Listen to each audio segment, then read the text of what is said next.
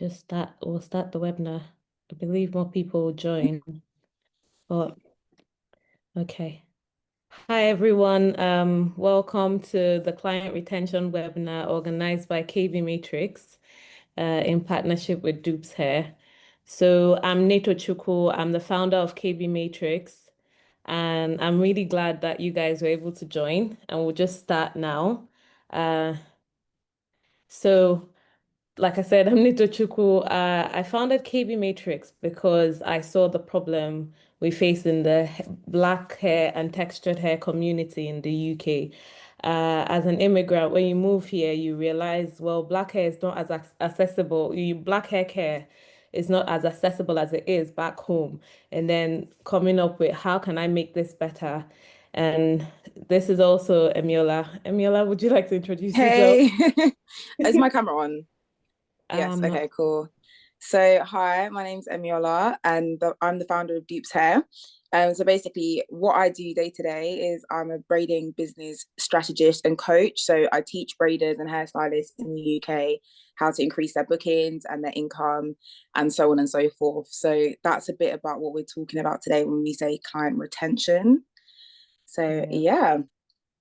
Okay, so KB Matrix is also like a mobile app that connects clients to hairstylists in their locality. So because our main aim was to make black hair care and textured hair care more accessible, we decided to create an app where hairstylists can onboard on the app and clients, let's say clients in Leeds, clients in Luton, clients in wherever can check hairstylists in their city and find the closest one, the next street, to them or two streets away from them instead of traveling an hour, 2 hours just to find who can make their hair. So making that as bringing that visibility to the hair stylist and the hair care professionals in our industry.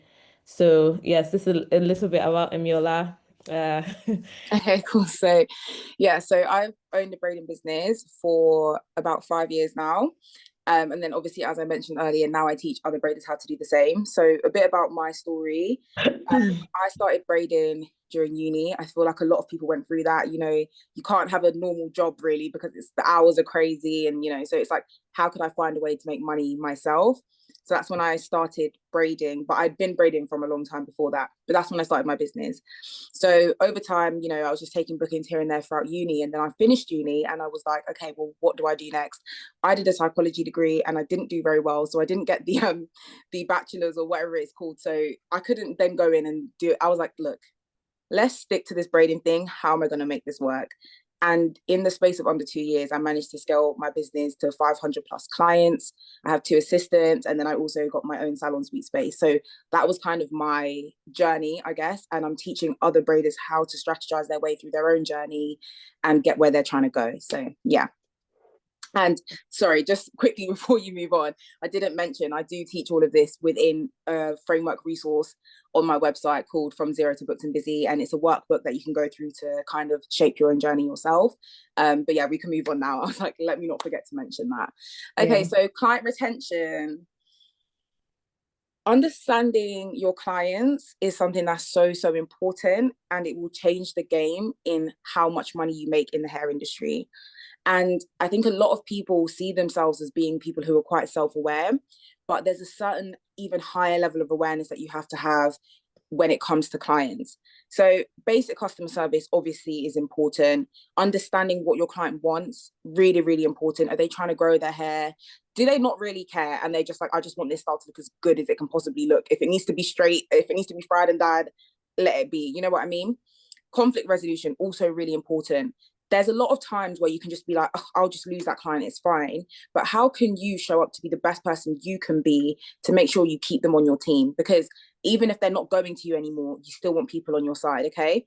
So that's kind of what we'll go into when it comes to conflict resolution. I'm just going to go through all of these points basically first, and then I'm going to go into them a bit deeper for you.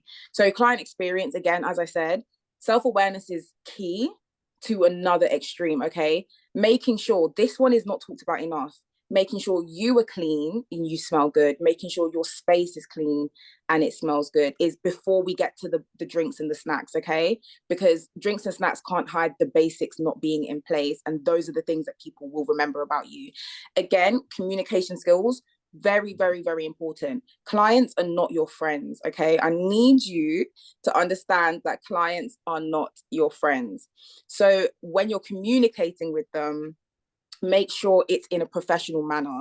If you were working in an office, or you were working, I don't know, anywhere, a supermarket, in a hospital, you would have a certain level of care with the way you speak to people. And that should also be present in your own business. Just because it's your own, it doesn't mean that there aren't other people there to support you. That's how the business runs. Okay. So back into kind of customer service, which I can blend with client experience. Sorry, if you're following as well, please just put retention in the chat, because I'm like, I know I'm saying a lot of things to you right now, but if you're following, please put retention in the chat. And while you're here as well, thank you so much. While you're here, make sure that you're making some notes, okay? Because these things that I'm dropping here right now, I drop in the From Zero to Busy workbook. So it's really like, guys, I'm giving you some gems here. Thank you so much. Okay, so we're going to get into it. So basic customer service and client experience are a blend, okay? Because as I said, the basics are important, but how are you going to put together your customer service to create an experience that they will remember, okay?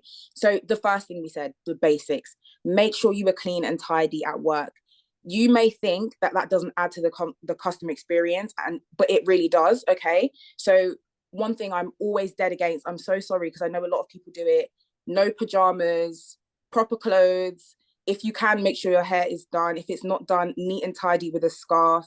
I try to avoid bonnets. That's my personal opinion. But if that's something you were comfortable with, please go ahead. But for me, if I'm trying to say I'm a professional and you need to take me seriously, I want that person to walk in the room, scan me and say she's ready for work. And that's really, really important. And that will elevate the customer experience. Just doing that alone can actually make you be able to charge higher prices, which is crazy. That small change can make you charge higher prices, okay? So think about things like that. Again, food and drinks is always great, but keep it light snacks, light drinks. Don't put yourself out of pocket trying to feed your clients. They have a home, they can eat there. You know what I mean? They can order some food. But having light refreshment is so nice, and it really elevates the customer experience, okay? Those are the things that keep people coming back. You know what I mean? They forgot to bring a bottle of water with them to their appointment, but they know it's okay. When I get there, she'll have some water for me. It's fine. It's not a problem. Little things to make them feel a little bit better is like, okay, here you can feel how I'm building the experience piece by piece, okay? The hair, I haven't even talked about the hair yet, because all of those things leading up to the point of the hair is what's important. That's the space where you're going to see the retention in your clients, okay?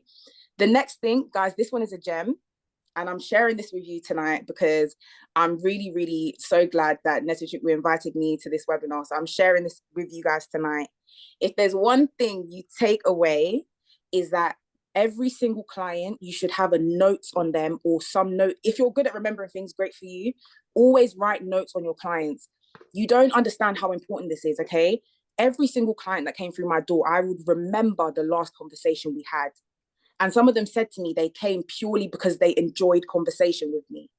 So you see how that builds up the retention. They are excited to come. It comes to the point really where it's like, I'd release my bookings and everyone's scrambling because they're like, I need an appointment with her because I feel so comfortable there.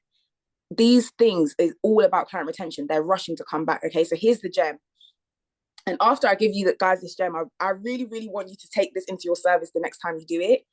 Write down notes on your client so that when they come in next, you say, hey, their name, okay? Always use their name.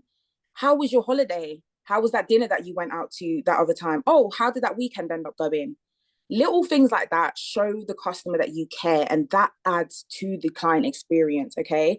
Because they feel like, I come back to this person, they're safe, they understand me. And that's just on the base levels, okay, of how people feel around people. That's on the base levels, but tapping into those things, what I always say is tapping into human emotion in your service is what is going to help you to retain clients, okay? So what ended up happening with me, and why I'll say that this will max out your client retention, is it got to a point where I couldn't take on new clients myself because my retention was so good. that is the place that you want to be in your business. And you know why? That means you're going to get consistent income. If you guys were able to follow me to this point, put consistent income in the chat, because I want to know that you are going to use this gem that I just gave you tonight, because it will change the game in your business. Okay. So if you got that, I want you to drop that in the chat. If you didn't get it, consistent income. Amen. Thank you. Thank you. I'm going to bring the amen into it because I am a Christian, guys. So I feel the need to mention that in every room that I'm in. Yes, amen. Fine. Consistent income. So I really want to make sure that you guys are going to use this tip. Okay. I want to make sure you're going to use it, because it is crazy how consistent your income will be if you focus on client retention. Okay, we can move on. I'm so sorry I held you guys on this slide for so long, but I can talk for England. Okay, fine. So the next thing that I'm going to just briefly delve into is understanding textured hair. Okay, because we love the client experience and that's what's going to keep them coming back. But while they're there, we're going to make sure we're taking care of them in the chair. So there's a few different things.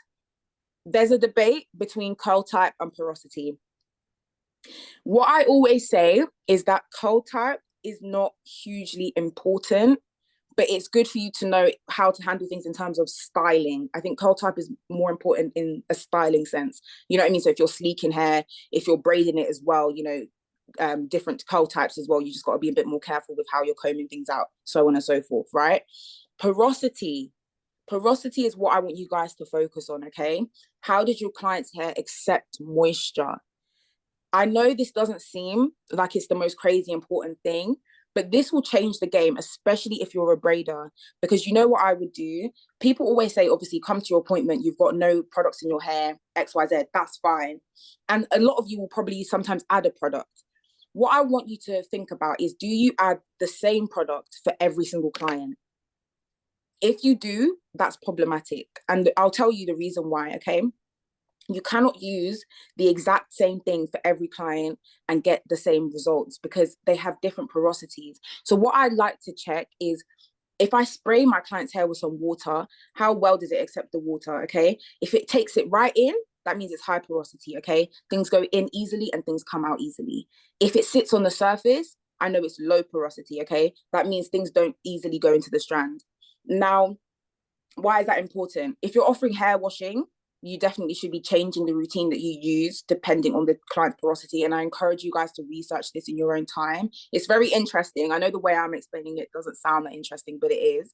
Okay. And then if you're a braider and you're not washing your client's hair, making sure to use a moisture product that will work well with your current products that you're using to braid, but also that will work well with the client's hair, because that's what will keep them coming back, right? They're going to come back because they're like, I got my braids done by her and I took them out and my hair was softer than ever. I used to have clients saying that all the time. Their hair felt so soft, their hair was growing. I had a lot of clients on their hair growth journey.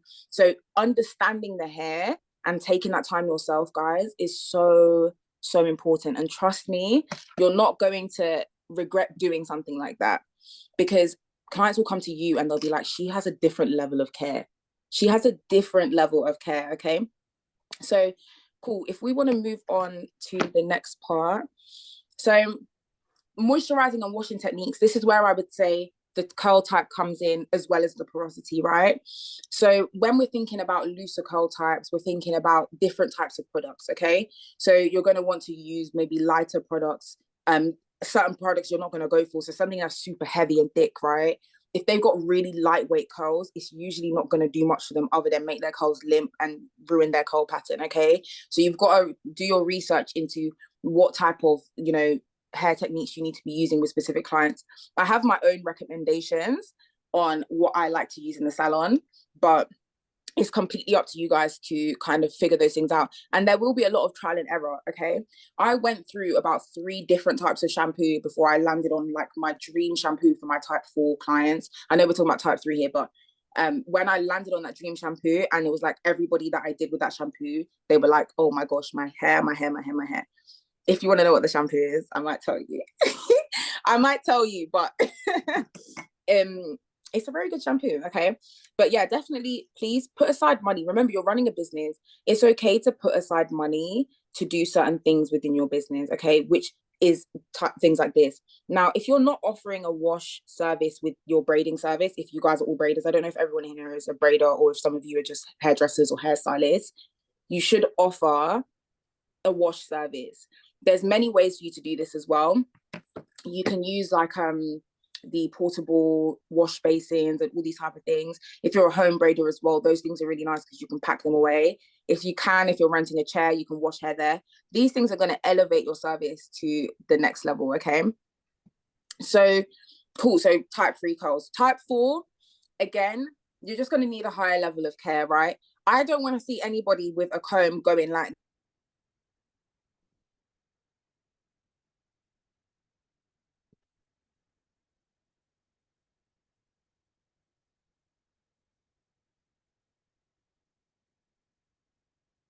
I can't hear. I can't hear you, Emmy.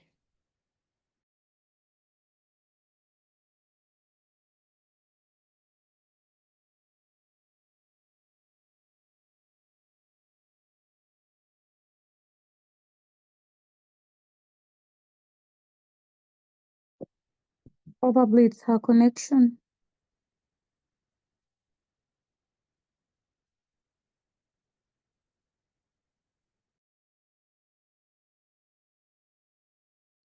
Okay, I just messaged her so she knows.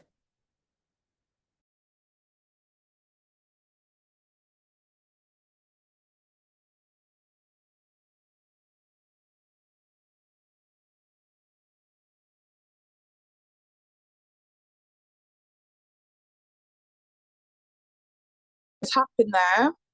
But for some reason, I just got logged out of Zoom. No idea. I'm back. Don't even remember what I was saying. Feel like I was I storming think on and I you were got completely cut off talking in the middle. about you were talking about higher level of care for type 4 hair. Yeah, so thank you. Thank you for remembering. So higher level of care. So definitely please no harsh combing. Always use like definitely if you don't have one already, Tangle Teezer brush is so good. Okay, guys, I love a Tangle Teezer brush, but please be gentle with your 4C clients. As well, your blow drying technique needs to be proper. I know a lot of people don't have a particular blow drying technique, but I would always say never use the highest heat on your blow dryer unless it's for your final pass through the hair. That's when you've fully blow dried it out and you just want to use a little bit of heat to just smoothen it a bit and straighten it out, okay? Don't use the high heat setting for the whole of your blow dry ever, because all you're doing is turning the hair crispy and dry, okay? So make sure that you are using a medium setting. You don't have to use a cool setting because it's just going to take too long. Use a medium setting. You can use the Afro comb, but always use the comb downwards rather than up, okay? Up motion is what's breaking your client's hair. So you're going to take a section and you're going to blow dry downwards always, okay? So that's really, I guess, what am I trying to say? The most of what I can really tell you guys in terms of, how to take care of these certain hair textures. I definitely recommend that if you're really interested in offering these services to your clients, do your research online, test products always, okay? And yeah, basically set aside money in your budget. This is probably where I was going to go into. Set aside money in your budget because you will be making consistent income, right? To test these things so that you can create the best service possible for your clients. I found when I started offering hair washing, that's when my business skyrocketed. And then even more so when I was now in the private studio and I still did hair washing services. And I also did braid removal, treatments, all these type of things. These are all upsells that are really quick, a lot quicker than doing braids, that can earn you extra income as a braider, okay?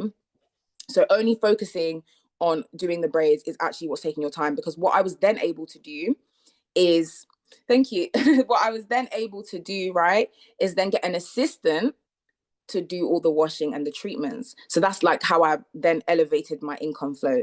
And there you got another consistent income coming into yours, okay?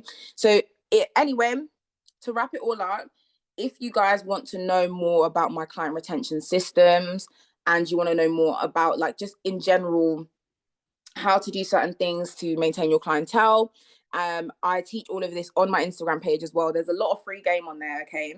I put a lot of tips out for you guys, so you can find all of that there. But yeah, Neto, I don't know if you want to jump in. I'm kind of at the end of what I have to say to you guys tonight.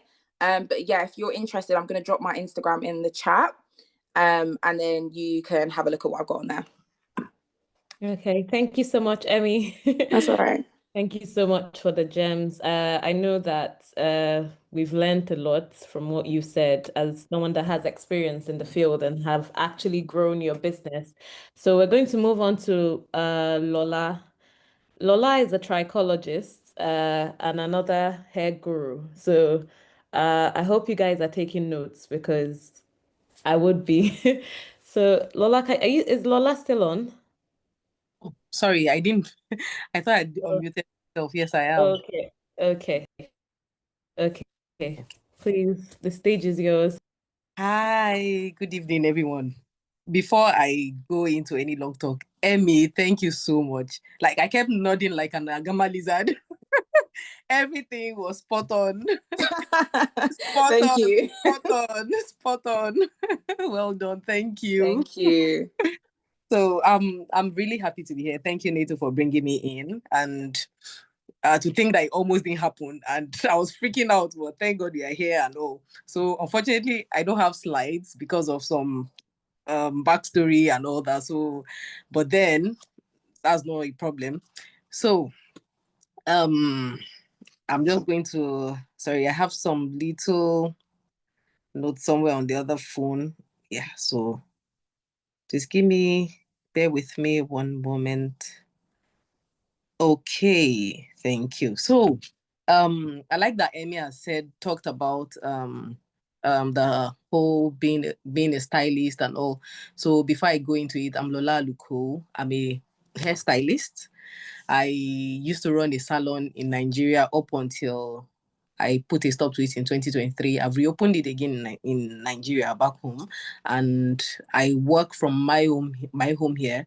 So, and well, I would say a mobile stylist if that's phrase catches it. So, and then again, I'm also a trichologist, which means a scalp and hair specialist, like a little doctor for hair, though, you know. And I certified in 2020, but I'm also currently doing another certification with the World Trichology Society, because I'm somebody that I enjoy learning all the time. And then I feel that when you learn across borders, there's a way that you meet more people and then you learn more, for your own continuous professional development. You learn more from other people, like iron sharpening iron. So I'm currently at that stage and almost wrapping it up and all. So I want to be talking about the aspect for your healthy hair, how to help your clients and help your own business too, by helping them identify issues that can be that can constitute problem for their hair. Now, when it comes to healthy hair, which will translate into the styling that they want, if the hair is not healthy, if the scalp is not healthy, the end result is just rubbish, as it were, because that is the foundation for the style that they want. That is the foundation for how beautiful they want. And we know how important hair is to us as women. I mean, 80% of your selfie is your hair, really. And confidence, there's a lot of confidence issues that are tied to the hair, You look at yourself, you've just had a new hairstyle and you're feeling fly. What explains for you taking a gazillion selfies and your phone is just unnecessarily full, So if your hair is not healthy, if your scalp is not healthy, you cannot get that healthy, entire, lovely look that you want. And so many women are hiding away underneath wigs. I know some of you that have started handling people's hair, have clients, you would have seen quite a lot of things. In the salon, I saw a lot of cases. That was one of the things that prompted me to get into trichology. I first started with product formulation, but I knew that it was not it was beyond product formulation, because there's only so much that products can do, But then the root cause of these issues that I was seeing, so I went into that, and You just have to get to that stage where you can, you are not, I'm not saying that you're going to get to the stage where you tell them, okay, this is the solution that you are going to be, this is the solution for your hair loss. But where you need to start from is you can see that this activity on the scalp is not normal. Okay. And they are going to build trust in you with that. Because one of the things that helps to retain clients, I'm so glad that Emmy trashed a lot of things, like she did justice to that. And then there's this side that you can see that somebody's hairline is thinning, or you can see at the vertex of their head, like the center of their head, that there is hair thinning. Maybe you've been used to parting the hair in that particular the middle of their hair, and you realize that the parts are getting wider, and you can tell them that something funny is happening to this hair. I'm telling you, it builds their trust in you so much, because they know that you know what you're doing. You're not just about making the hair and going. And then the fact that you know that, okay, this style, we work with the activity I can see on your hair, this style will not work for you. And you are insistent on it. They know that you know your onions. And then again, when Emmy was talking about hair porosity and all, it is very, very important that, please, just like she said, go back and do your research. It is very important. It's going to guide you in helping your clients reach decisions as per style making. I'm very notorious for being stubborn. Because I will not sacrifice my name on the altar of one money that will not buy me a house right away, just because I want to collect money from you. No. If that style will potentially put your hair in danger, I will not do it. They know me. I will not. I'd rather you go. It's just that simple. Because although, yes, I know that I've lost a few clients that way, and some were very upset and all that, but it's okay. Later, when they understand, they will appreciate the decision I made in their favor. Because I'd rather you have hair than not have any hair, because you're hanging onto the thread of a particular hairstyle, So it's very important that you do your homework when it comes to that. Now, there are some early signs of hair and scalp issues that are often missed. Totally missed, because one, the clients themselves do not know better. If they knew better, nobody intentionally jeopardizes their hair. I mean, the hair is the crowning beauty of the woman. Nobody intentionally puts their hair on the position where 1 or 2 days they don't have any hair on their head. And so, because they cannot see their head, they will miss some things. Then, unfortunately, they fall into the hands of a stylist who cannot identify some of these things. You cannot tell that hair is thinning in this particular region. You cannot tell that because this person wears wigs all of the time and the hair is thinning alongside where the elastic bands would normally rest. You cannot tell that this particular hairstyle was what triggered this, and then the person misses it entirely. And 1 year has passed, 2 years have passed, 3 have passed. And then the longer the person stays away from treatment, the harder it is to reverse the condition. So you must be able to identify this. Some of these signs, number one, when the hair is too tight, you are potentially putting that person's hair in the line of danger. Like it's just standing and facing an oncoming train. Because when it is too tight, you are going to notice something. Back in the days, well, not even back, even till now, with people that really don't know, when you make very tight hairstyles like the Ghana weaving, the feeding braids, and they start from the very front, after 1 or 2 days, the particular hair is lifting up, and then you see the tiny white things at the tips of the hair. That is the hair itself, the hair bulb that hair shows that the entire shaft has expired, that it has been forcefully removed from the hair root, forcefully, which would not have been. That particular hair strand has a particular growth cycle. At the end of the growth cycle, it will naturally shed. It will naturally shed by itself. But then when you make that style, and after a few days or a few weeks, you see it, that hair has been forcefully pulled out by the style or by the tight grip and all. So that's one sign that you're going to notice. Another sign is when you see that you maybe the person likes to make center parts or maybe side parts, and it is just one pattern, one side that the person is always parting. But then you discover that that part is getting wider, okay? That is a sign that something is happening and it is wrong. Then another sign again is when there is too much tenderness on the scalp, the person is in consistent pain. I'm not talking about people who are naturally sensitive. Some people's pain threshold is not very high. So people like that, when from little cuts and all that, they are very sensitive, highly sensitive to pain. People like that, their scalp will be extra sensitive. Okay. I'm not talking about those ones. Those ones, you just have to be particularly gentle with them. Even at that, they are going to still feel some form of pain, but it is not going to be as much as if you were just mishandling the hair, as it were, So it's important that you identify these things. Then I was talking about the sore, the tenderness of the scalp. One of the ways you would know is that the scalp might be inflamed, that's swollen, as it were, reddish, discolored. These are signs that something might be happening with that person's hair.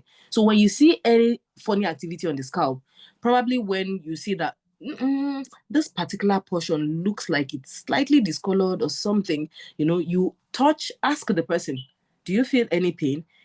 Has there ever been anything? Maybe there was trauma to it at some point, maybe something hit it or something. I had a consultation session some days ago, and the lady, it was at the center of her head. She said when she was a little girl, someone poured maybe hot stew or something like that on her head. Probably a mistake that happened, and it burnt her scalp. But fortunately for her, it wasn't so bad. So from what I could see, thankfully she's happy to go into treatment. The hair can recover, because when we analyze the scalp and all, the hair can recover. Her follicles were not completely damaged, was not scarred beyond beyond repair, So you need to be able to identify some of these things. Then some of the things you can also notice is, I talked about discoloration. It could even be an irregular mole, as it were, maybe something that looks like it might not be a birthmark, but looks like a birthmark, but probably slightly swollen, maybe like a scar or something. Do not overlook it. So these are some of the signs that you need to look out for. Then another common one again is people conflating dandruff for dry scalp. When people see any activity, any little dryness shedding from their head, they feel like, no, I've got dandruff and all that. There are so many activities that happen on the scalp. That could be dry scalp, that could be psoriasis, that could be dandruff, that could be seborrheic dermatitis, and there are different ways to know which one it is, okay? So when you see activities like that, you want to be sure that when you see it, you know that, no, this is not right. Or you know that, okay, this is product buildup, or the hair is dirty, is a result of the product buildup and all. So these are signs that you need to know, and let them know that, see, you need to be seeing a trichologist, okay? You need to be seeing it. And then when they know that, when they know that you are aware that they should be seeing a trichologist, it builds their trust in you. And then you can refer them to a particular trichologist or work together with a trichologist to see them, even tell them that, okay, work together in concert with the trichologist so that both of you maybe offering a particular bundle of service for them and all, it just helps them. It helps them and save them a lot of hair sorrows along the line. Now, when Emmy was talking about clients retention, is very important. See, the strength you are going to use to hustle for new clients, 50% of it or 60% of it, you need to conserve it into retaining clients. Are you going to retain all of them? You might not necessarily retain all of them, but then you can try. It's very important. It's going to keep you booked and busy, just like Emmy said. The month of April was a very busy month for me. I traveled 3 times out of the country from between 23rd of March to 30th of April. My clients they had me in a chokehold. Like, they were very vexed because, these were clients that had retained from like 3 years now, and they were so vexed, like, we can't go anywhere else. And I had to be pleading a lot with all of them, like, guys, I'm so sorry. But I'm trying to buttress the fact that client retention is going to keep you booked and busy. Now, all of the things she said, please, I hope you wrote them down. They are very, very important. Alongside this scalp and health issue, do you know how soothing it is for a client to sit and say, and someone tells, ma, your hair, this thing that is happening to your hair, you're going to lose your hair. You're going to start losing your hair in 6 months. And they see in 6 months that truly something is happening. They'll be running around you. They're going to be buzzing like flies around you. It's very important. These are some of the things that help you to retain clients. Now, you will not get there if you do not do your research. Very simple research. If you do not do your research, you will not get to that stage. You will not get to that stage. And then, one of the things that upsets me when I see, it's fine when people collect money from clients based off of very little knowledge that they have. I've seen people be like, oh no, I can do that thing, I can do that here, I can do this, and they charge so much for it, they do it and all that. Okay, one off, not bad. But then where I have concerns is where you do not continually develop yourself. I cannot tell you how much I've spent on this particular World Trichology Society certification I'm also undertaking. Cost me maybe about £25 less than £5,000. That is a lot of money. A lot of money. I cannot tell you how much I've spent over the years. If I'm to sit down, I'll probably have a major headache. But then it will yield for you. Whatever money you're making, if you know that there is this particular style, there's this particular hair that I would really love, or I have clients who come all the time asking for it, and I know I'm not particularly good, invest in the knowledge. Do not be afraid to spend money on knowledge. That money, you will make it back 1,000,001 times. You're going to get to a stage where you begin to teach people what you know. You're going to monetize your knowledge and all that. And the sky is your limit. Nobody can put a cap on what you know or put a cap on what you want to charge because you invested in it. You get? So please, you should not be afraid to do that. You should not be afraid to work with people in your industry who do the same thing. You should not be afraid to collaborate with them. Some of them, are they going to be afraid of you or threatened by you? Yes, but do not let it discourage you. I had a client some days ago. It was an industry colleague that referred the person to me. I don't know her, but I support her on social media. I like her posts. When she posts stuff that resonates with me, I comment and all that. And out of the blues, the guy said, oh, it was so person, because I always try to ask who referred you, because I do not give first-time discounts. I don't know how to do it. Over the years, I'm very notorious because I appreciate someone that referred my services, because you could easily ask somebody and they say, oh no, I made it in Italy. Some women can be funny, but the fact that the person went to the point of mentioning my name and ensuring that you got the service booked and all, it's the appreciation for me goes a long way, and it has helped build my business. I can tell you, referral discounts, oh my God, it has helped build my business. It worked for me in Nigeria. It is working for me now, So please, when it comes to scalp and healthcare, very important. Just if you forget anything, do not forget that is the foundation. That is the bedrock of any other thing that you want to build on it. Because if the foundation is wrong, every other thing is going to be wrong. Imagine styling someone's hair for her wedding and then she's there matching out and her hair is flaking, Why didn't you recognize that there was an issue and she had started treatment before then, And then there are some things, just like Emmy said, there are some products, when it comes to hair and scalp health, it is beyond cosmetic application of products, topical application of products. It is way beyond that. It is lifestyle, your health, it is your food, it is what you eat. It is so bad that if your gut is not right, especially when it comes to scalp issues, if your small intestine is acting up, it will reflect in all of your scalp and everything. It is your scalp crying out that something is wrong in my body. It is as bad as if your thyroid is probably affected, it will tell in your hair. It's everything. Water affects it, the weather affects it, A lot of you can bear witness to that. Probably if you relocated from somewhere like Nigeria, where the weather is quite warm and it's quite cold here and everything, you would know that your scalp has acted up funny. It happened to me too, you know. It's the food you eat, is the vitamins that you take, it is the nutrients that you take from the food you take. There's a lot that works, that works together to make up that hair being healthy. So it is not just rushing to tell them that, oh, because I make products, oh no, use my products, it works. No. My clients know me for one thing. I'm a product from Neto. I do not push products on people. I've from time immemorial. I don't know how to do it. I don't know how to do it. Because I know that it is not the products that, it's like a table of 4 legs, and then you have health and scalp issues. You've got somebody who is on medication, or you've got someone who is, so many factors involved.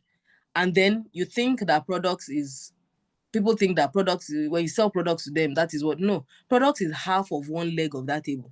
Half of one leg of that table. So you can imagine, if you are now basing all of what is happening to them on that one leg, it is going to be a disaster, and they will feel very disappointed. They will not come back. If they are nice enough, they will tell you that, okay, this is what happened and I don't like it, but if you just go away and you'll never come back, except you ask them, you know. But then again, you are not going to satisfy everybody. But it's important that let them know. They will not forget you. They will not. The day they need you, they will come. And it is okay for them to go. It is their money. They work for their money. They can choose where they want to have their services done and all that. But whenever they come back, welcome them back with open arms, you know. And above all, just like Emmy said, there was one thing, I'd made notes before Emmy started talking. I made some notes about, when she talked about being professional. A lot of people are not professional. Oh God, it does my head in.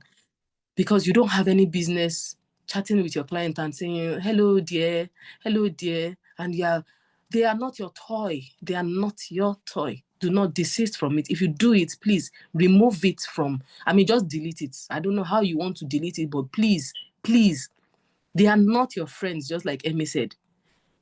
Yes, you can get to a stage where they are chatting with you and know when a client wants to chat or not chat. Be very sensitive. Know when people do not want to. No, you back off, you know. So please, thank you so much. Thank you. I don't know how. Neto, I should be thanking you, Lola. thank Thank you you. so So much. I've said everything. So let me not talk too Thank much. you. You guys, you and Emmy have gone through so much detail, so much value in this webinar, because this is what the vision behind KB Matrix is, to make our community alive again, build that trust, build that love within hair care again, so that people can look forward to go do their hair. Not whenever they think about doing their hair, they're like, oh, I have to deal with hairstylist again. So little things like teaching your clients. I saw a TikTok where a lady in Kenya, she does this thing where she teaches young girls how to wash their hair themselves. And if I was a mom, she would be my hairstylist. She would be my hairstylist, Mm-hmm. because she teaches them how to wash their scalp, how to apply the scalp serum, how to moisturize their hair. Those little things, aside from Yeah. the braids. The braid is like, initial beauty, right? What happens underneath the braids? What happens when they take the braids out and they want their hair out for about a week? How do Yeah. they take care of their hair before they come back to you again? Teaching them how to do little twist outs, send them a link, a YouTube video, or here's how, I told you how to moisturize your hair. Here's a video on how to do it. It goes a long way. It goes a long way. Things like teaching. I know people see things like this as having that dependence on the hairstylist, like, or if I teach them, why would they come back to me? That's why they'll Yeah. come back to you. People, That's exactly. that's exactly why Yeah. they'll come back to you. Exactly. That's exactly why. Yes. That trust. They're like, oh, this person actually cares about my hair. I start Exactly. outside this braids that this braids appointment that I scheduled, this £150 that I'm paying them for just this service. This person cares about how my scalp feels after. Something a lot of people don't know. I'm a hairstylist as well. So Ooh. I have clients and I interact with clients on a daily basis. So when I say stuff, I also have experience in it. It's the little things like, oh, this is curly hair. So I'm going to send you a YouTube video on how to maintain curly hair. Right. So if it's starts seeming frizzy, if it starts seeming a bit rough, just watch that video and do the step-by-step process. And they will trust you because if there's any, and you're like, oh, if there's any problem, feel free to message me. They will That's, be I like, love doing Yeah. that one. Yeah. they'll be like, okay, this person actually cares about how the hair is after this service. And they will keep coming back. They will know you. I've had clients since I've been in the UK. I've had clients that have been coming to me for near 4 years, Yes. 2 months, for near 4 years, both white and black people, because they know I care about their hair, not just the style they're asking me to do for them. And this is why we're doing this. This is why we're doing this webinar so that you can do it too. You can implement it in your business and you can grow. When you're on the app, when you're on wherever you are, if you're booked, people are going to give good reviews about you. They're going to say, okay, I can vouch for this hairstylist. It's not just about money. You create a comfortable environment for them. I usually say this is like I repeat it like a song. Hair is directly linked to mental health. Oh, yeah. How someone is stressed and they go to the spa to get massage and relax. Sometimes as a woman, sometimes hormones and everything, you don't feel like you like yourself sometimes in the month, and you Oh, feel yeah. like you want to go do your hair, you want to go do your nails. Hairstylists, we are therapists, we're in the position of therapists, but we don't know. And because a lot of hairstylists don't know that they're therapists, that's why we're getting the bad PR on TikTok. Oh, yes. You know, True. that's why we're getting the UK hairstylist, UK hairstylist, because people don't know they are therapists. People don't know that these people just want to come and relax. They just want to come Yeah. and get their hair done, feel loved, through hair care. And when you show them that, they will come back. Yeah. When you show them, when little things like, oh, let's say you have a TV, you ask instead of watching what you normally watch, when you have a client on, you say, oh, feel free to put what you want on Netflix, or Yeah. what do you like to watch so I can put it for you on YouTube. It's those little things, while you're doing their hair, they're watching their favorite show. It may not be your favorite thing to watch, but oh well, you can bear it for 6 hours. I mean, You know, to be honest, that's how I've discovered some of the best shows, is letting the client Yeah. take control. And I'm like, I'm watching True. it, I'm thinking, True. And that person knows, okay, when I go to hers, she asks me, are you comfortable? Would you like, are you warm? Are you warm enough? Because this country is cold. I'm very, Neto, when you are done, I want to bring up a certain example that happened recently. okay. Those little things like, are you warm enough? Would you like a blanket? Like you can have like a designated client blanket. Keep it clean. During Yeah. winter, people like to be a bit warm. Me, I'm a very cold person. The littlest thing, I'm freezing, right? And I go somewhere and I'm expected to just manage. I'm African. I can't manage. I grew up in warmth. Heat is my normal. So little things like that, being able to say, okay, this scalp issue. I personally, a few years ago, I realized I struggle with scalp psoriasis. Mine is very related to stress. So when I'm stressed, it flares up. Yeah. Now, the hairstylist I had at that time pointed it out to me. She said, when you start coming to me, you didn't have uh, this issue, and now you have it. And something she did that touched me was she sent me a link on TikTok, and she said, "Oh, this lady, it was another lady talking about dealing with psoriasis and the exact products she used and the step-by-step thing." I didn't book an appointment with her. I didn't, I wasn't texting her in that week. She sent it to me unprovoked, and that touched me because I know It that was she actually cared about me, about my scalp, about how I felt, being able to deal with my scalp, being able to deal with my hair. Because most people will just tell you, cut your hair and be able to deal with it, so that you can manage it better. But she knew that cutting my hair was not an option. So she said, you know what, let's figure out how to manage this so the flare up is not as, it's very mild, but it doesn't get to that point where you literally have to scrape off everything on your scalp. Little things like after the appointment, if it's like I've had clients that have never done braids before. If you have white clients, if you have mixed race clients, you can ask questions like, is this your first time getting braids? Yeah. Yeah. Because they've never gotten braids before. So you can also know when to tell them. I usually say stuff like, if you feel like it's too tight, let me know. If you feel like, and I don't get the braids down to their neck. If you feel like the tension is too much, let me know. I'll just loosen it up. Those things make the person feel, seen, feel Yeah. heard. feel like you're giving them a platform to have a voice. There are some hairstylists that when you walk into their salon, you better not say Pim what you said. You know, whatever you said in the appointment is what is Yeah. gonna happen, and there's no changing it, and you better deal with it. And it doesn't always work that way because the person doesn't feel that voice, like their voice is gonna be heard in this place. Most people feel intimidated by the hairstylist. Imagine if you booked a therapy session, and you're intimidated by a therapist. Would you be open to going back to them again? I wouldn't. You know, and Lola, what was it that you was going to jump in and say before? It was a little while ago. So when we talk about hair health and being related to mental health issues, please, I would like for us not to judge our clients when they come in with hair that is probably not, you know, very unkempt, and you know that because a lot of women are going through a lot of issues. I once had a client in the salon. She was enduring a lot of domestic violence, and I never knew. And I was a domestic violence advocate back home. You know, she came to the salon that day. She came to the salon and she was looking very not herself. I was worried. And I asked her, what was the problem? She broke down. Her husband had been a beast. And that day, she just said, let her just get her hair done because she was close by. And let her just, you know, I could tell that she had considered some very extreme things. And that day, that if I had never done anything good in my life as a hairstylist, I was happy.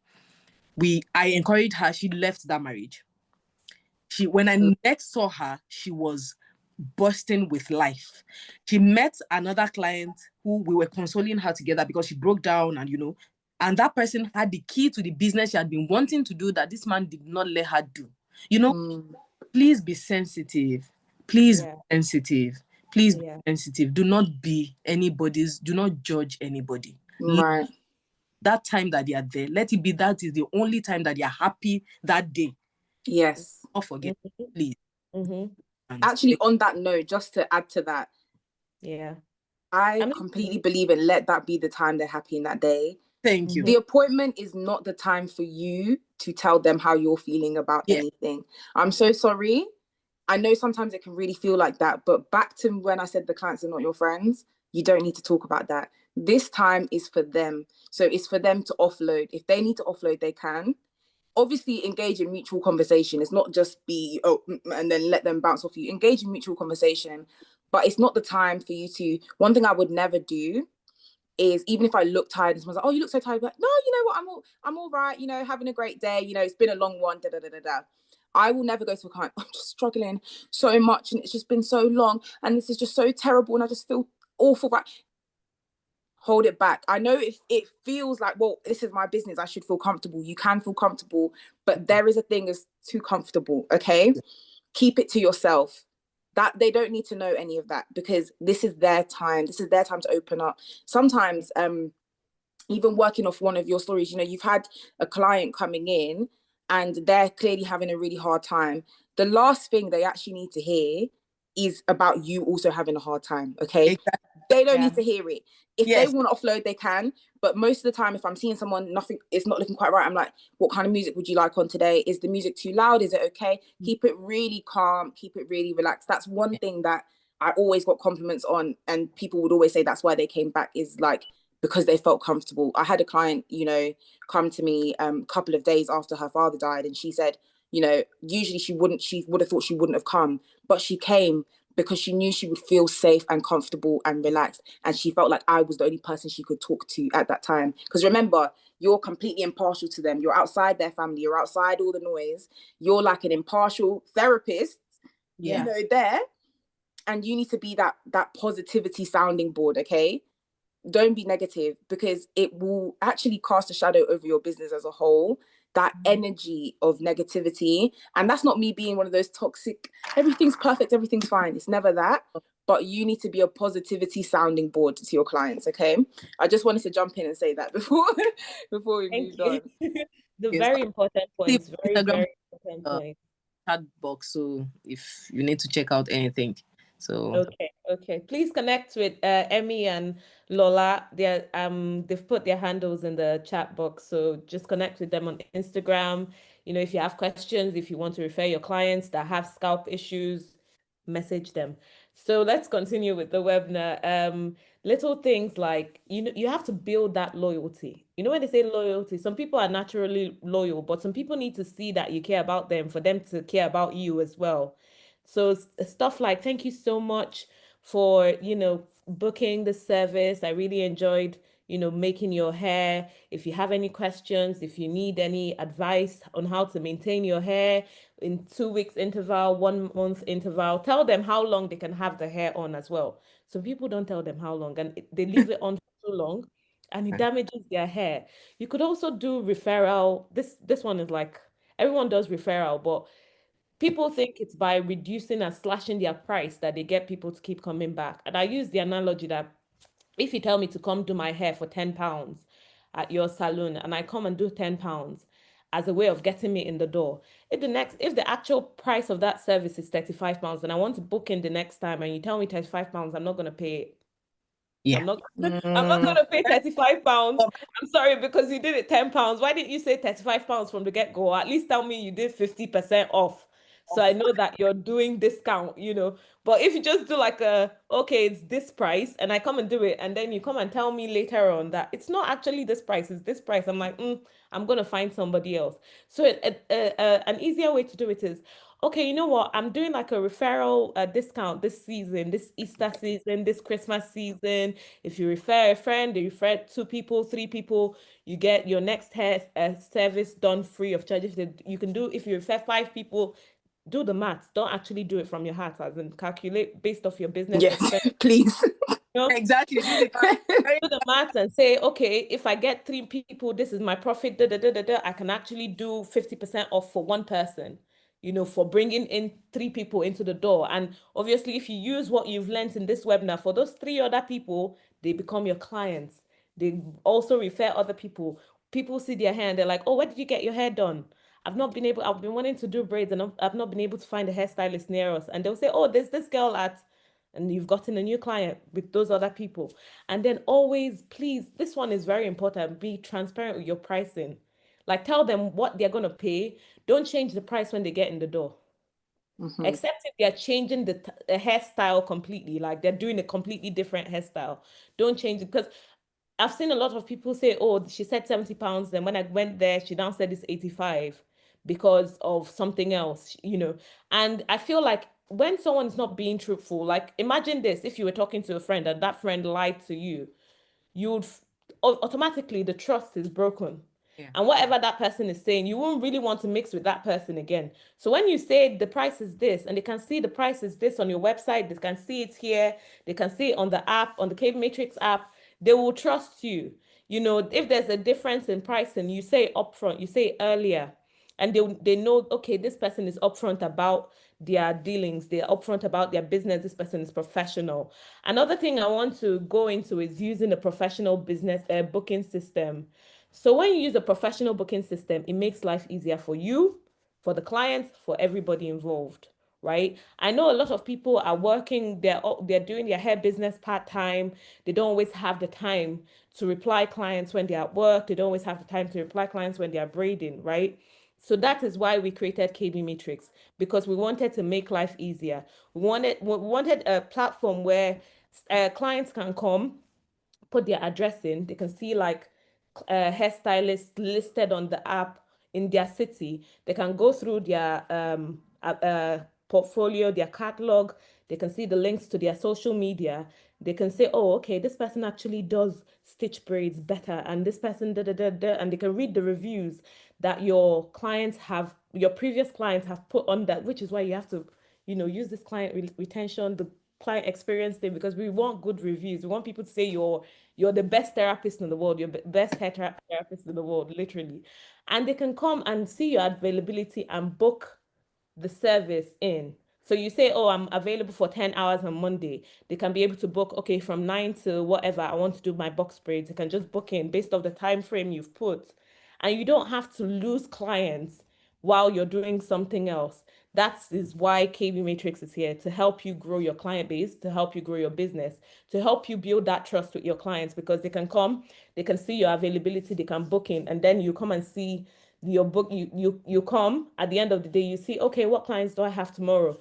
And you go on the app and you see your bookings. The right phone on the screen shows the ratings. So that is where, after the service, clients can come and rate you. Say, okay, the person was excellent service, really professional, really, polite, environment was clean. I felt very safe. I felt heard. I was able to tell her when I didn't feel comfortable with the tension in my hair, and she lightened up. Little things like that make a difference. And these things are client retention killers, things you do that make your clients that come the first time not come again. Inconsistent communication, right? Someone's talking to you. I've seen this a few times. You have a client, you're braiding hair, you put your headphones in, your earpiece in. So unless you say to the client, oh, I like listening to music, is it okay if I put, my earpiece in, tap me if you need to say something, or if I don't hear you. Those little things make a difference. You can be very clear on the timing of the service, the procedure, like, okay, do you do washing? Some people are not clear to the client whether they do washing or not, with the washing and drying service. And the clients come thinking that they do, and they don't. Being able upfront with what you offer, being upfront with how the service is. Clients know this person has really communicated, this person has told me what I need to know, and they trust you better.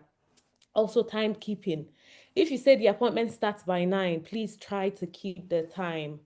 Which is why as stylists, you need to learn your speed level. Not everyone braids the same.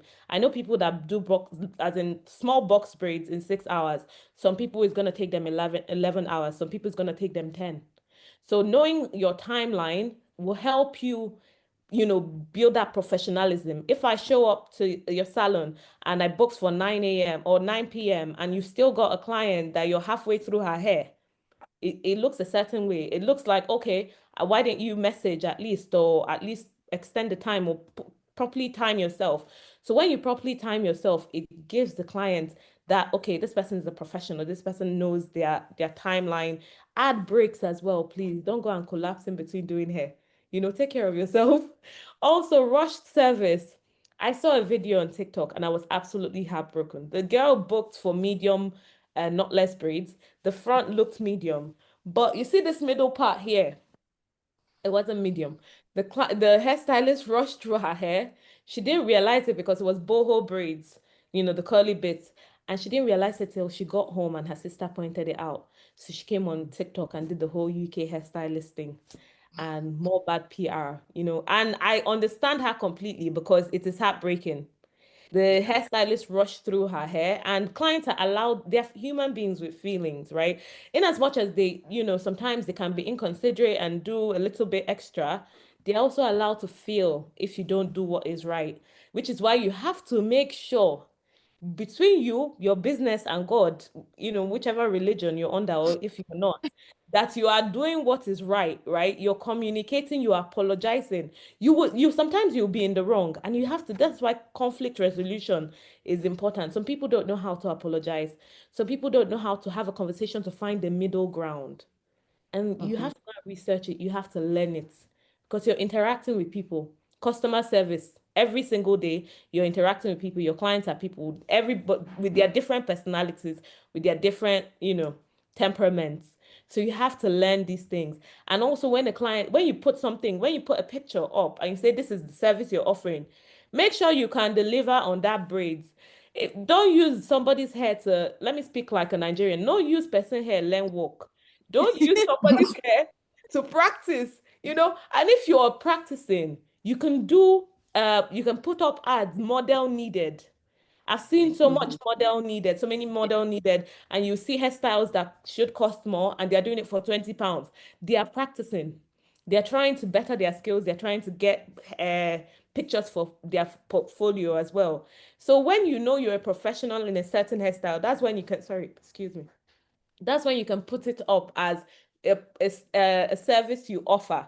But if you're not a professional and you put it up, best believe they are going to drag you on TikTok. Like, And in tears. yeah, Yeah, they're going to come online and put UK hairstylist. They're going to put your handle there, and then so many people are going to, literally, social media people can be very It's mean, crazy. and they're going to literally eat your head basically on TikTok. And that bad PR, whenever somebody Googles your name or whenever somebody goes to go and check you on TikTok, they're going to see that bad review. They're gonna see what happened to somebody, and they're going to be like, I don't want that to happen to me. So always know that you're professional at this. You can do stitch braids like perfection, then put it up. If you're not a professional, do discount, do model needed, do discount prices on that model needed, and they will come. And they know that model needed means you're not getting perfection. It's like Mm-hmm. you can't expect stitch braids for 20 pounds, literally like perfection. So they already know, okay, you're improving your skills. It's that simple. And they won't come online and say that they are paying clients per se, if you get Mm-hmm. what I mean. So these little things make a whole lot of difference. And then a lot of people, this pricing, I'll keep circling back to this pricing because I see a lot of people are really scared of pricing their worth, right? Because they believe that there's competition, and because they won't get, if you don't price it less than 50 pounds, they're going to go to somebody else. A hairstylist that does bridal makeup, it's not going to, the bridal sorry, it's not going to charge the same as a hairstylist that does normal frontal. A celebrity hairstylist. You know what a celebrity hairstylist charges? I saw one that was doing Cardi B's daughter's hair this afternoon. And I can imagine how much she charges. It's stitch braids, but she's not going to charge the same as a stylist in a shop in Luton. It is what it is. So know your worth. Actually sit down with a pen and paper and calculate with your business structure, right? What do you want to earn per hour? What are the extra costs for your business? If you've not gotten that bit, it's in our first webinar. We sent the replay link to your email, so check your junk mail. Please add us to the safe list on the email, so we won't be entering the junk mail if we are. So just go on there. Emmy went through details in terms of pricing in the last webinar, so you can go on there and see factors to consider and actually come to a conclusion on your pricing. Some people are braiding from home, some people braid in shops, which means you have to pay rent, you have to pay bills, you have to pay yourself, you have to pay, maybe if you have an apprentice, you have to pay somebody else. So all these things weigh into pricing factors. So don't be scared that you tell a client, oh, I actually charge 150 pounds for box braids, and they will go running. If everything else we've discussed in this webinar is on point, if your client experience is on point, your reviews are screaming that you're the go-to girl or the go-to hairstylist, they will be a line outside your door. Have you seen where Apple is releasing a new iPhone? People know it's ridiculously expensive, but they're going to sit outside the iPhone shops or stores in a tent the night before the release, waiting for that phone. There are other phone brands in the world, though. There are other phones they do all the same things, somewhat similar to Apple, but people are gonna sit outside and wait. So when you have that structure, people are going to be waiting for you. You will see clients that will be messaging you, "Hi, love, when can you fit me in this month? When can you fit me in next month?" They will be at your doorstep. They'll as they're finishing their hair, they are booking for the next one. Okay, I'll be back on the 15th of, next month. Can you book me in, please? Book me in today because I know you're going to be very busy. So have you ever seen where client is leaving and they're booking for the next appointment? I've seen it. I've written Yeah, Yes. fancy. and you need to get to that point so that you can have a structured business. Your money is rolling in, you are happy, you're fulfilled in your career as a hair entrepreneur. You're not thinking, imagine braiding for 50 pounds and you've had 30 something clients every in the whole month, or 30 to 40 clients. How much are you going to have? How are you going to pay yourself? And because you're focusing on the money instead of the client experience. When anything you focus on money first, you lose sight of what is most important. And when you lose sight of what is most important, then you don't do it right. And then you end up shortchanging yourself. At the end of the month, you're stressed. You don't have any money to put in your emergency funds. You don't have any money to put away for holiday. You don't even have money for self-care because everything has gone down back into the business, or whatever, wherever it has gone, and you don't have any extra. So let's go into discussion. I know we've been talking for over an hour. So if you have questions for Emiola, Lola, or myself, please unmute yourself and ask. Feel free. I did see just before you get started that somebody put about not using hello dear to your clients, and what would be the best approach. There's rarely an occasion where you would have to say hello dear. You can literally just say hello and leave it at that. So, if they've reached out regarding like an inquiry, be like, hello, I've just received your inquiry, da da da da da, whatever you need to say in terms of that. So there's never really a time. I do use pet names like that with some of my clients, but again, they're like clients I've been seeing for like 3 to 5 years, and we have a relationship. So you know what I mean? Whatever I'm calling them is probably something that they're comfortable with and that we've used a lot of times. But I'd say in terms of like people that you don't know, and in general, I would just use hello, or however you like to introduce yourself, good morning, whatever time it is, whatever it is like that. But yeah, I just wanted to cover that quickly before we got into the rest. Yeah, anyone else can unmute themselves if you've had any client struggles, you have issues with client, what's it called, conflict resolution, whatever it is, unmute yourself and ask. Or you can drop it in the chat if you want as well. Yeah, that too. Hello, good evening, everyone. Good evening. Hi. Hi, sorry, my background, I have birds all over this house, so if it's a bit noisy, just let me know and I will try and go elsewhere. But I have encountered, first of all, my name is Tabitha, and currently I resided 3 years ago here in the UK. But with my background, I used to be a cosmetology instructor back where I come from in Kenya. So even earlier when you were talking about the Kenyan lady, I was like, oh, at least there's somebody who knows Kenya people. But yeah, so when I came here, I had a vision of actually continuing with my professional, but it ended up to be another story. But I've continued like to do home service, and I've had a couple of encounters with clients, and one of it being children.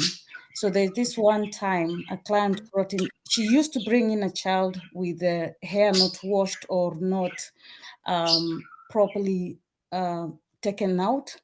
And I think my mistake was the first time she did it, and I decided to do it without charging her. She thought it was okay to actually just bring in the child. She will do the rest for me. So the second time she brought this child, and she was a mixed race, and the texture of the hair, it's just to see a child try to control the pain. I decided to text her mom and told her, is it okay for next time you try and manage this hair before you bring it in? She never responded. So I took the liberty of doing it, like taking it out, trying to just give it a quick wash in my house. And later on, I charged her extra. But that's where now the problem came in. And she was like, I can't pay that. The other time she came like that and you never mentioned it. So because I didn't want to conflict with her, because she was a referral from a friend who actually has been doing her hair with me for some time, I told her, I think it will be best if you find someone else to do your daughter's hair, because I didn't want to exchange like words with her to a point where now there was that uncomfortable relationship with a client. So I simply told her, I think it will be best if you find someone else to get to do your daughter's hair. But recently she contacted me again after going away for a year. She recently contacted me again, but the problem is she never even acknowledged what happened between us. Do you think at this point, okay, someone like this, how do you go about it? Do you take them back in, or Okay. how do you go about it? Okay, can I break down a few different things for you during this? So I'm just taking notes in my head. So if I get anything wrong, please correct me. Yes. So the beginning of what you said is that you noticed something was wrong, but you didn't mention it. The Yes. first thing I'd always say before I even get to what you should do at the end of this, which is not take the client back, but you should always, as soon as you see anything, always say it at that time.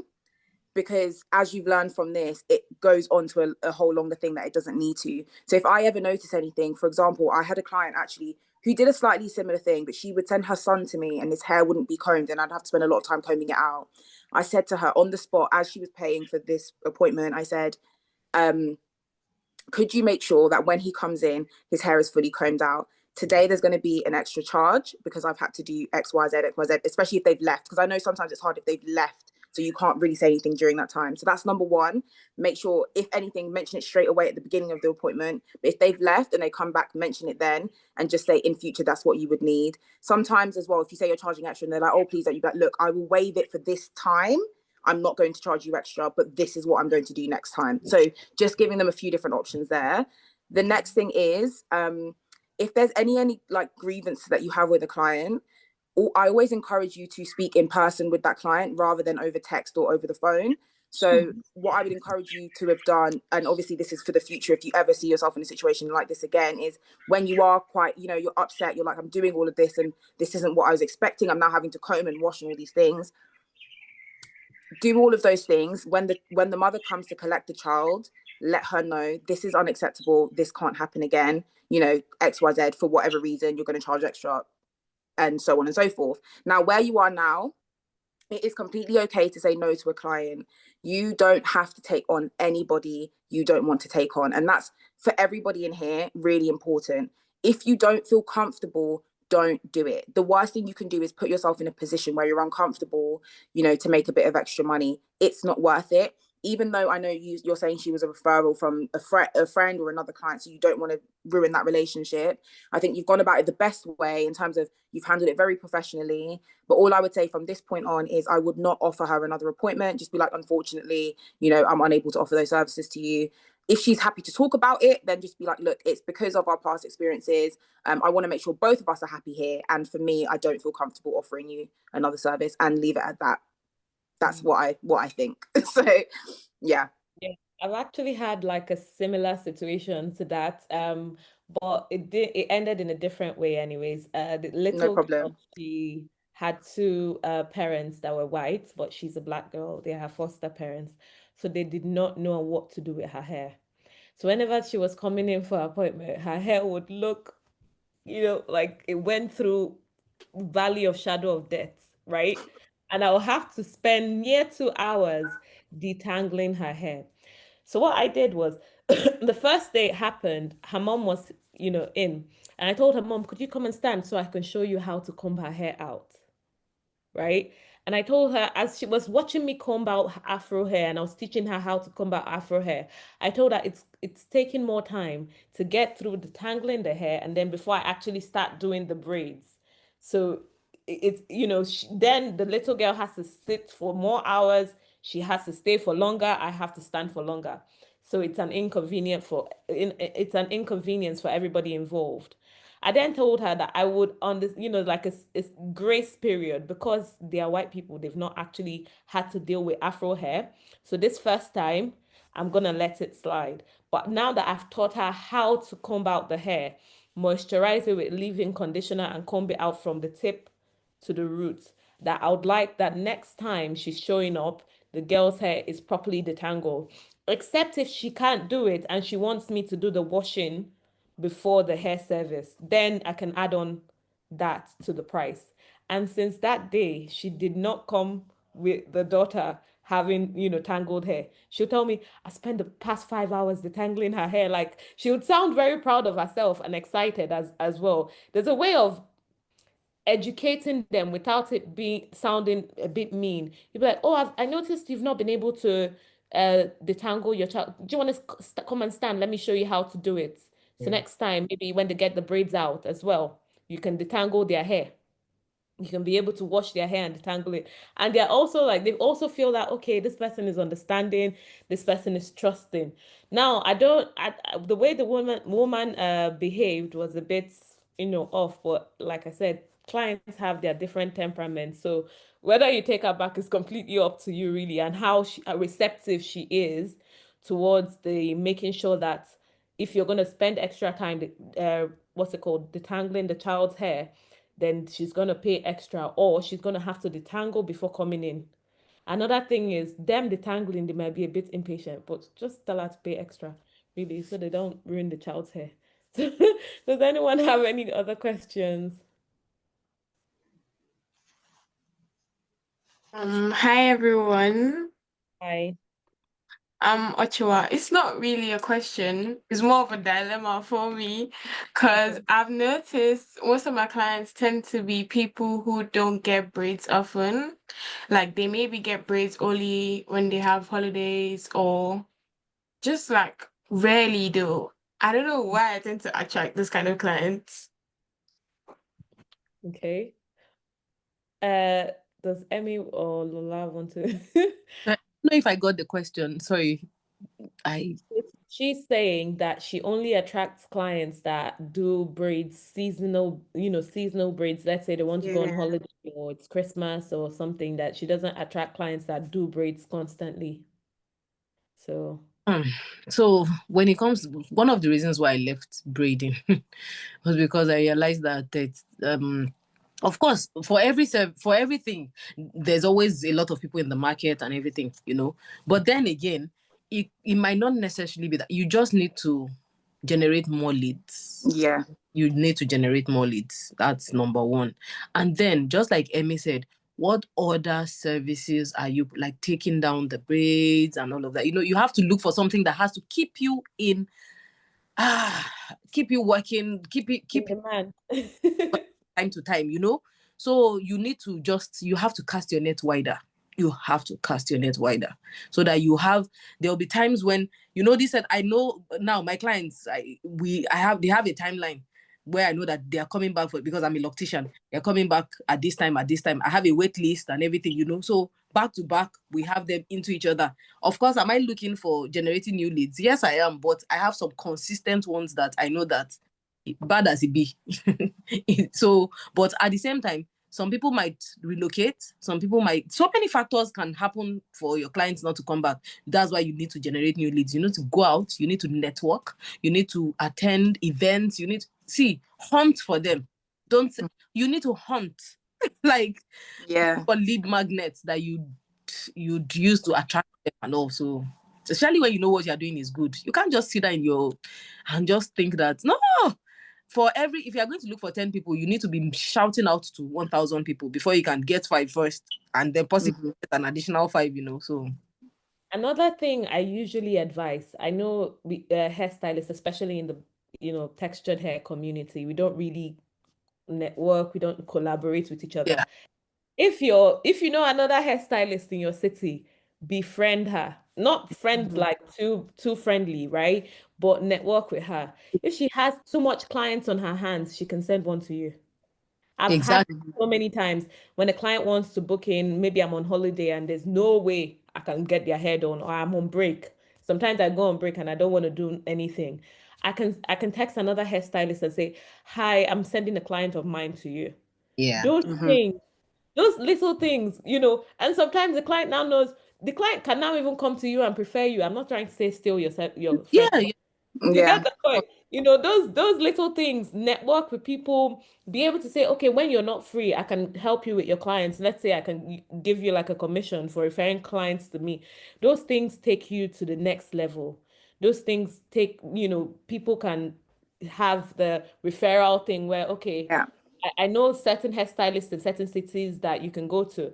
And all those things, networking is very important. And I hate the fact that we have this outlook of seeing each other as competition, I was waiting for you know, as competition instead of partners that can drive each other's business.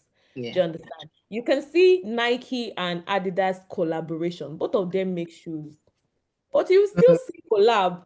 Why don't they feel like, oh no, hold your clients, let me hold my clients? You can still see Dior and what's it called? Adidas on Dior and Nike collaboration. They could have said, oh no, I will sell your shoes, you sell. But collaborating takes you to the next level. Do You know, you mind if having I jump in as well in terms of, just before I forget, when it comes to lead generation? yeah. All of those things, collaboration and everything you guys have said, it's so important, right? But knowing who you're targeting will help your lead generation, because you know, you can put a lot of content out there, and as you said as well, you can put, you know, 100 views and you're only going to get 2 bookings from it. But what's important is that all of those 100 views are still people that actually could be potential clients for you, because they'll come around at some point. And the story I like to talk about when it comes to this is, like, I was fully booked, as in fully booked, 5 days a week, completely packed, when I had about 500-600 followers. The reason for that was because when I put content out, it was specifically to generate leads. And I think people don't really understand what that generating lead thing means. That's why I was like, let me talk about this really quick, right? Yeah. Because it sounds so businessy.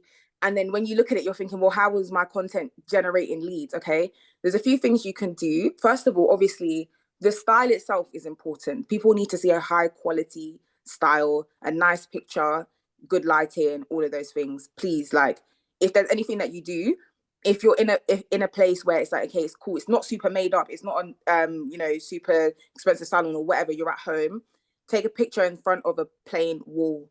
Please stop taking pictures when you've got like random things going on in the background, okay? That alone will elevate the quality of leads that you get, okay? The next thing is actually posting your pictures like an ad. So you're going to put things like, what is the hairstyle? How can people book? You know, using call to actions. This is another businessy term, right? But it's telling people, this is how you can book. This is how you can contact me. This is how you can be in this chair by next week. You know what I mean? You need to push people to wanting your service. A plain picture is not going to generate a lead. What's going to generate a lead is something that offers some sort of value to the person. You're going to tell them, this is what they would get, this is how the results are, this is how long the styles last, especially when you're in the stage of trying to gain clientele. When I gained a lot of clientele and I really didn't even, to be honest, need to post to actually get clients in, then you can kind of drop back as much on having those things in there. But when you're trying to build your portfolio, you need to have key things in your caption that causes people to either want to follow you, want to save the post, at least want to visit your page and visit your booking site, because you never know what could come from that. And hashtags as well. Don't believe people when they say hashtags are dead. Use hashtags, but use location specific hashtags. Don't just put hashtag braids. It's not going to do anything for you. So, you know, put your location. Like, what got me a lot of clients, because I'd always check as well, when you get a new client in the chair, ask them how they came to you, because that will help you tailor your focus on where you can generate the most leads. That right there was a gem. I'm not going to lie to you. That right there was a gem. And it's something I teach in my workbook, but it's understanding that just talking to your clients alone, I found out a lot of them were searching braider. I'm in Leicester, braider in Leicester. So I know that every single one of my posts needs to contain braider in Leicester in some way, shape or form, because that for some reason is ranking higher with the SEO and all the algorithms and all the whatever. People are seeing that. So that's what I'm going to do. What apps do people find me the most from? If all my clients are saying they mostly find me from Instagram and one says they find me from TikTok, I'm going to actually focus less of my efforts on TikTok and I'm going to focus more of them on Instagram, not try and bring my TikTok up to the same level as my Instagram is, right? I gave you that there. So if you use it, use it, okay? But if you don't, that's up to you. But that's how you generate some clients, leads specifically. Yeah. Does anyone have any other questions?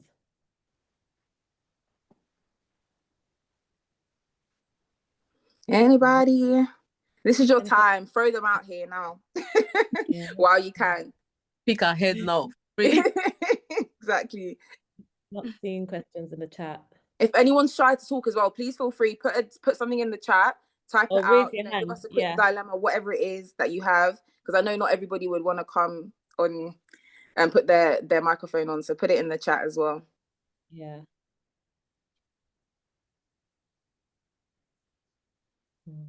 Oh, Describe this relate only constant. I think. Do you have a question? Yes. This is for Lola. Okay. Okay. Yeah. I wanted to ask about healthy scalp. Okay. So does scalp disorders relate only with constant scalp manipulation, or also it can be caused by lack of nutrition? Yes, it can be. There's a lot of contributory factors, just like I said, lifestyle, hormones, medication, childbirth. There's just so many things that impact upon the scalp. So because the body, like I tell people, hair growth happens from within the body. Length retention happens outside of the body, So all of this, the hair growing, the scalp being affected and everything is tied to so many things happening within the body. What goes into your body, what's coming out of the body, what's happening with your biological system, So all of these are tied together. So there are different arms to it. I don't know if that answers the question accurately, but yeah. Yes, it does.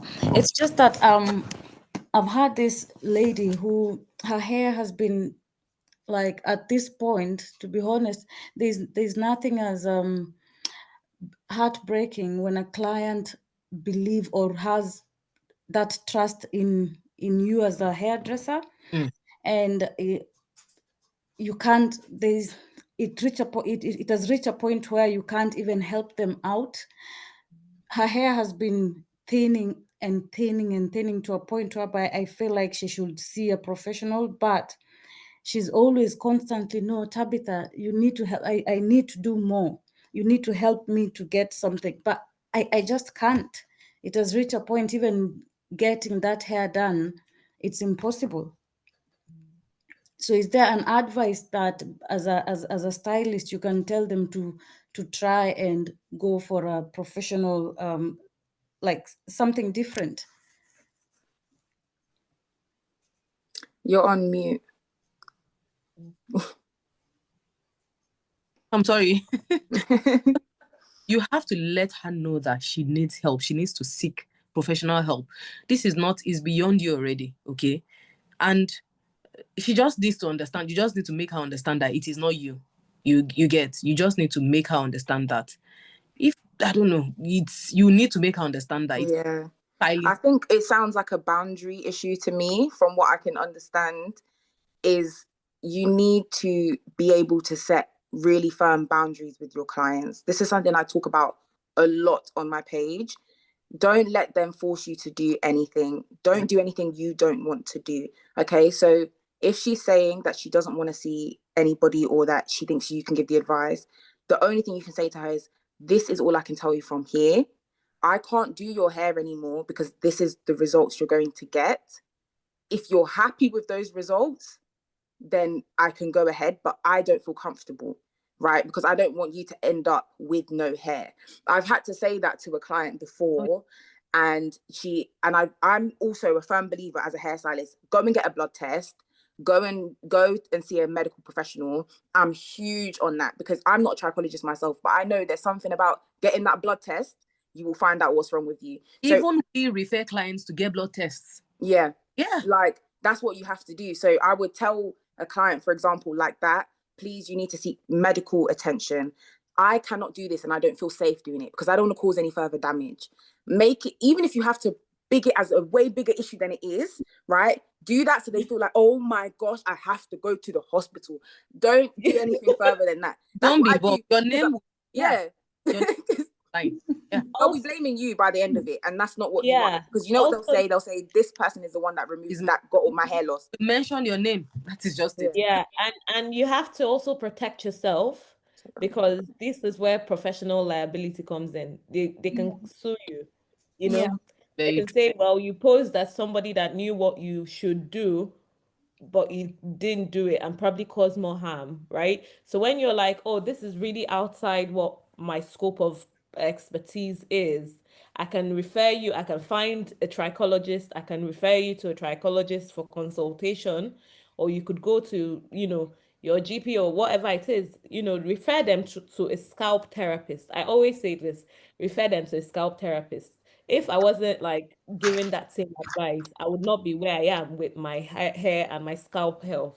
you know. So imagine if somebody was still telling me, okay, just rub oil on your scalp, you Oh my know. gosh, I hate the Yeah, whole put oil yeah. on. That Make is like sure my you put biggest pet peeve. make sure you put cream on.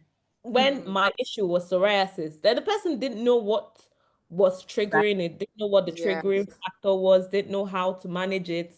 You know, it would have put me in more, harm.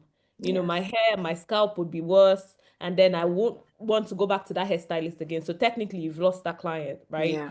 So you have to also look out for yourself in a professional, Always, yeah. Yeah. yeah, I just want to jump in this because I'm gonna jump on another live at 8. So I yeah. wanted to answer this question really quickly on not even answer it, but just say it. What's your take on charging clients a late fee and how to set boundaries around lateness? Does anyone want to answer? Or do you want me to? I'm like, Well, my own approach would be you need to have policies. That's the first thing. mm-hmm, You need to have policies, and they should know those policies. When they know those policies, they know that, and if you're somebody that they know that when you have boundaries, just like Amy said, they don't want to mess with you. That's it. mm-hmm, If you are firm, you are firm. You're not being rude or anything. But this, if you're not firm and they're moving boundaries and everything, it's eating into other parts of your life, mm-hmm. as it were. So you need to have your policies. When they know that, okay, 15 minutes late, and my clients know, funnily, my clients know, because I think because they know that I'm somebody that is very firm. If they are running 2 minutes late, they're calling me and I'm sorry, and I'm thinking, I've not even had an issue with you before. But I think they can tell, Mm-hmm. So you just need to have policies firmly in place. They will not want to flout it because it's going to cost them money too. So Yeah. But don't Yeah. make your late fee extortionate though. yeah. Yeah. Please I don't. think this is something we handle on the KB Matrix app. Yeah. We send constant reminders, 24 hours, 5 hours, so the client knows, and it's there's a general policy, because hairstylists are human beings. You can't, some people don't even show up at all. Mm-hmm. And it's you disrespect. If there's something I'm very big on, is respect for people's time, because I respect my own time, so I also respect people's time. But when someone does not respect my time, it puts me off completely, right? So if currently what you're doing, you're using your website, have your policy stated there. If you've messaged with the client, let's say during the consultation and booking process, they had to message you directly, you can clearly state, okay, please make sure you are on time. Pre-book your Mm-hmm. taxi if you have to, set off on time if you have to, right? Pre-plan your trip. Late fee applies from stated there, because another thing Mm-hmm. is some clients, they do like they don't read policy, which we're all Mm-hmm. guilty of, yeah. Terms and condition, we skip it like this. So they'll Mm-hmm. tell you, I didn't see it. So if you do direct messaging, you can point it out to them. If not, Yeah. then it's on your website, and it's on your website. And for them to Yeah. have agreed, then they Something agree. quickly on that as well is automations as a business owner are your best friend. Very I important. would do these type of things, but have it completely automated. So make sure you're taking emails or you're taking phone numbers when you're booking, so that you can have. I used to have a message that would send the day before the appointment and I think it was like 8 hours before, right? But I had so many clients saying, "Oh my gosh, I forgot that I had to be here at this time," or I'd remembered in my head that it was this date and I'd got on the wrong date. Having things like just sending them out can actually solve a lot of the issues around lateness, because people take you seriously from the onset. Before they get into your chair, they're like, okay, I've booked, the booking process was clean, I will send a message to say this is da da da da. Include your policies again in your automated message. That's what I do, because I'm like, if you didn't see it on the booking site, when I've sent you this automated message, you're gonna see it again. Okay, so give them another go round of that as well. And then just quickly, what would you say worked for you when trying to grow a following or audience on TikTok or Instagram? Everybody has their own path. I don't think there's anything in particular that works. The only thing I would say is posting high quality content consistently will give you some form of result. High quality content means that the visuals are clean, especially with TikTok, understanding the platform you're on. For example, Instagram favors a short aesthetic video. TikTok favors a longer voiceover style video. Understand the platform that you're using. Focus on one platform at a time. Don't try and grow on TikTok, Instagram, Facebook, and Pinterest and all at the same time. Focus on one. Post high quality content. If you're on Instagram, post reels. If you're on TikTok, long voiceover content. But whatever works for you will work for you. That's why you see so many different styles of content on social media, because everybody has something that they can create that will work for them. So what you're going to do really is test, throw loads of content out there, and you will find what sticks for you, and then that's the path that you follow. But if you want to know more about that, again, I've got a workbook called From Zero to Booked and Busy, where I will teach you that more in depth. Does anyone have any other questions? We're running out of time, so we'll just try to continue and finish the slides. You can type your questions in the chat if you do, and if you remember any questions after this webinar, I'm gonna just quickly type KB Matrix email, right? So you can send your questions to KB Matrix and we can answer, or we'll address your questions in the next webinar to come. So feel free. So back to, because we're very big on collaboration, right? We are creating a stylist network. Now, this stylist network is not for anybody to sell, I'm getting feedback, sell a product to you or something. It's for you to have each other, basically, for you to support each other, for someone to be able to come and say, oh, I'm struggling with a client that has this issue. And another person from, let's say, Switzerland or Sweden can say, oh, I have that same issue as well. But what I've done to manage that is, advise each other, support each other through the good times, the tough times and all of that. So please scan the link on the screen and join. It's on Facebook. If you're on Facebook, I'm also working on creating like a community on Instagram. So when I've gotten that sorted, I will send it out via email. So please check your email in case we are bouncing into your junk mail. Send us to the inbox, please. So we can be directly communicating with you and you won't be missing any information. So scan the link, join. I think I'm seeing messages in the, yeah. Okay. Yeah, scan the link, join, and I think someone's, I don't know if this is going to affect. Chini, okay, this link is, I'm going to still send the link via email after this webinar. So if you join, it's on Facebook, and then we just have that community of hairstylists that you can relate to, that face the same challenges, that face the same, up and down that you do, and then they can guide, you guys can guide each other. If someone has any insights, someone knows any events that hairstylists are attending, you can hear about it from somebody else on the network. So please feel free to, I think this is, hold on. I did this the last time. So yeah. Yep, done, sorted. So this will affect the link scanning. So please let me know if you've scanned the link. If you joined the network, please let me know in the chat. No, it's okay. It's okay. Please let me know in the chat. Just while you're doing that, I just want to say thank you guys. Thank you so much. Yeah, Emmy has I to hope jump it was off. helpful. I'm gonna Thank have you, to Emmy. jump off now. Yeah, You're welcome. we've got a few minutes anyways. So Okay. yeah. So I'm just gonna move on. All right, And cool. Is there another slide? yeah, Okay. just the last Okay, one. cool. So for those that joined later on, what is KB Matrix? KB Matrix is a mobile app that connects clients to hairstylists in your locality. So basically, we'll push out the marketing. Everybody will know if you need to find Afro hairstylists, this is the app to go to. So hairstylists will be on the platform and they can easily find you. It's free to join, right? You don't have to subscribe. There are subscription tiers of premium and all of that, but free to join clients can find you on the app and you'll be seen. We're currently reaching out to you guys to see if you're interested in onboarding as a founding stylist. So a founding stylist is you're joining us in the beginning phase. KB Matrix is a startup.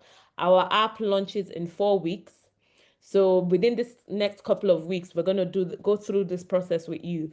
Basically, you get these perks as a founding stylist. You get priority placement on the app. So whenever someone searches in your city, you're gonna pop up number one, regardless of whatever tier you're on. You get 50% off premium features for 6 months on the app. You get an in-app badge on, the app saying you're a founding stylist. So it builds that trust. People know, okay, KB Matrix actually has direct relationship with these guys, so they know what they are doing. Because we're pushing out our hairstylists are professionals. That's why we're doing these webinars ahead of the launch. We're trying to impact knowledge. We're trying to help you build your business. We're not just interested in, okay, come and do your bookings on our app. We want the PR for hairstylists to be positive. We want to change the narrative in the hair care industry, natural hair industry. And we need you guys to have the knowledge. It's one thing to have skill and to have the knowledge you need to support that skill to grow. So in the next 5 to 10 years, you can actually do, where do I see my business 5 years from now? Where do I see my business 10 years from now? And you go with the guide and you can grow, not just stay in the same spot for several years and you're not actually growing. So let me know if you're interested in being a founding stylist. So basically, you will be part of those that will beta test the app. So beta testing is you use the app in real time. You will let us know what features work and what features don't work for you as a hairstylist. What features don't you like? What features would you prefer to be different? And then we'll change it in accordance to what you would prefer, what works for you, because the app is basically like a business network for you. So on the app, you can see your tax, what's it called, estimates, because I know a lot of people struggle with tax. I have a law background. I'm qualifying to be a solicitor in the UK. Yeah, I studied law here, so I have tax law background. And this is not like tax advice, but yes, I have that experience, so I can, give that estimate, and you can now do your tax with an accountant and say, okay, this is my business expenditure, this, and this, and you can go on with it. We also have referral rewards, cash rewards as well for our founding stylists. So please let us know. You can also send an email to the email I dropped in the chat box. So if you want to be part of the founding stylist of the app on the app and have clients find you easily. So you don't have to have like clients that book today and then don't book after till 3 months later, or don't refer anybody and you're just there. You have a hair business. A lot of people want to quit the jobs they are currently working at and fully focus on their business, but they don't have enough clients to do so. So we are for you. We are trying to build that network. We're trying for you to build your clientele, to grow your business and to move forward. So thank you so much for joining the webinar. I've just seen a message in the chat. How about stylists who have not yet registered their business? So with registering your business, yeah, we handled this in the first webinar. If you go on, I'm going to type it in the chat now. If you go on this link, you will, when you slide down, you'll see rewatch previous webinar. Emmy was on that previous webinar, and we went through structuring your business from developing your brand voice, to picking a niche, to registering your business. Some people can have their business done as what's it called, sole trader, but it is more advisable if you have your business as a registered company, right? But it depends on the structure. You must not have it as a registered company. However, always have insurance.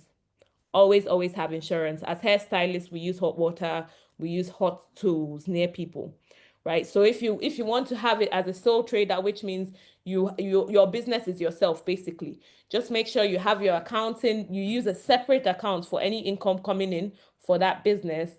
Make sure you have like a proper record, make sure you keep the records properly, make sure you have insurance.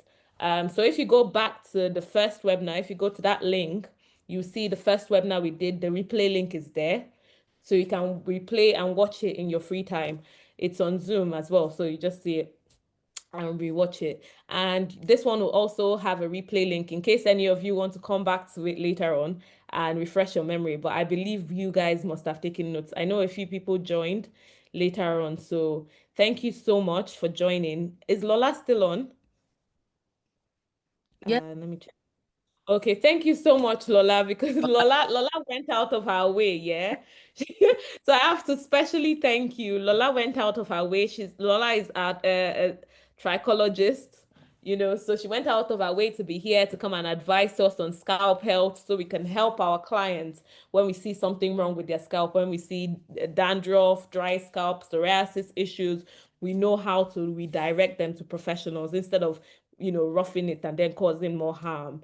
We also know how to advise them, which is why, as a hairstylist, she mentioned continuous learning and she mentioned research. So, as a hairstylist, always research, always look into what works better. The hair industry is continually changing. I don't know if we remember, but the what's it called? Style catalogs of 2001 is not the styles we're doing today. So, if you're not learning, if you're not continuously evolving, you'll be left behind. So please follow Lola. She dropped her Instagram handle in the chat. Connect with her. If you have any questions, if you have any clients that you've seen any issues, please connect to her and ask her questions and, you know, get your clients' hair sorted. So thank you so much for joining. Thank you so much for connecting with KB Matrix, and have a nice evening, everyone. Thank you. Bye. Thank you so much. Bye. See you. Bye. Thank you so Bye. much. Ladies. Bye. Bye. Thank you, Neto. Thank you so much. Bye. Thank you, Lola. I really appreciate it. I So really talk. appreciate it. Bye. Bye.